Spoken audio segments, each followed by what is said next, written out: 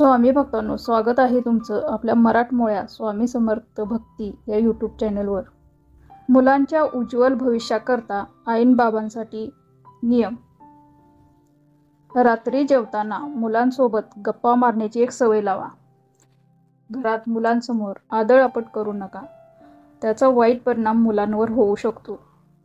रोज एका चांगल्या कामाची सवय लावा, त्याबद्दल मुलांसोबत बोला। मुलांना घालून पाडून बोलू नका, मुलं तुम्हाला हळूहळू अवॉइड करतील। मुलांनी केलेली चूक असेल तर त्याला लगेच माफ करून समजावून सांगा। चांगलं काम केलेलं असेल तर कौतुक करा। मुलांसाठी बाबांकडे वेळ असावा। कितीही काम असेल तरी मुलांना लहानपणीचे बाबा आठवणार आहेत, पैसे नाही। आईसाठी बाबांनी मुलाच्या समोर छोट्या छोट्या गोष्टीतून प्रेम व्यक्त करावे। मूल हे गुंतवणुकीचे साधन नाहीत, माझ्या म्हातारपणाची काठी म्हणून मुलांकडे पाहू नका। मुलांदेखत कुठलंही व्यसन करू नका। कुठलीही गोष्ट घरात विकत घेण्याच्या निर्णयात आपल्या मुलाला समाविष्ट करून घ्या।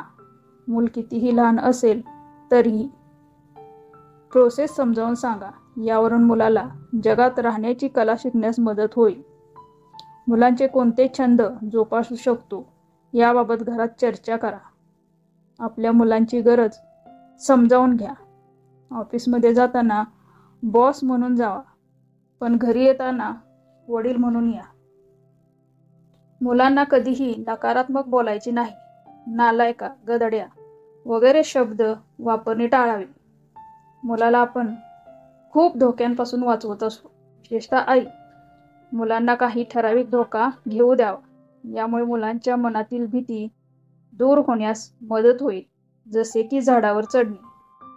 मुलांना मार दिल्याने कोणतेच चांगले परिणाम होत नाही। मुलं खोटं बोलायला शिकतात।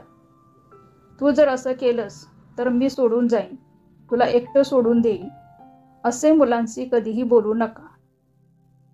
मुलांच्या चुकीच्या वर्तनाबद्दल माफी आणि चांगल्या कामाबद्दल कौतुक असावं। यश हे माणसाच्या इच्छेपासून निर्माण होत असते। मुलांच्या प्रोग्रेस बुककडे पाहण्याचा दृष्टिकोन निकोप हवा। समाजात घडणाऱ्या तरुण मुलं हत्या, आत्महत्या यासारख्या गोष्टी करतात, याची मुळं लहान वयातील संस्कारावर अवलंबून असतात। यासाठी घरातील बाबांनी ऑफिसमध्ये कामाच्या ठिकाणी झालेला अपमान, लॉस घरी कुटुंबाशी शेअर करा। मुलं कितीही वयाचे असेल तरीही यावरून त्यांना अपयश पचवण्याची आणि त्यास लढा देण्यास मदत होईल। आयुष्यात तुम्हाला चांगले गुरु भेटले की तुम्ही बदलू शकता। वयाच्या कोणत्याही टप्प्यावर हा बदल शक्य आहे। त्यासाठी आपल्या लहान मुलांसाठी आपणच चांगले गुरु व्हा।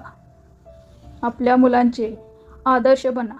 हा व्हिडिओ आवडला असल्यास शेअर करा आणि चॅनलला सबस्क्राईब करा। धन्यवाद।